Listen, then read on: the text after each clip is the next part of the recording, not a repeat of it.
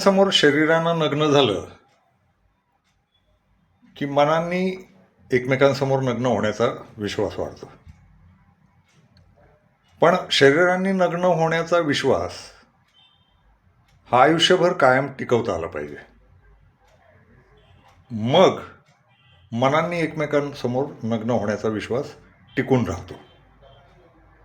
काय होतं, मध्येच शरीरं एकमेकांसमोर नागडी झाली, नग्न झाली की फार खात्री येते आणि मग शरीरांचा कंटाळायला लागतो आणि या कंटाळ्यातनं मनात दुसरंच काहीतरी यायला लागतं आणि जेव्हा मनात दुसरं काहीतरी यायला लागतं तेव्हा दडवादडवी सुरू होते.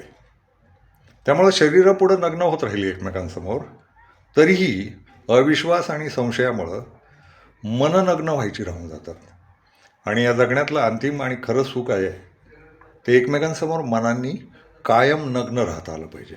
काही झाकपाक नाही, काही लपवाछपवी नाही, असं जगता आलं पाहिजे.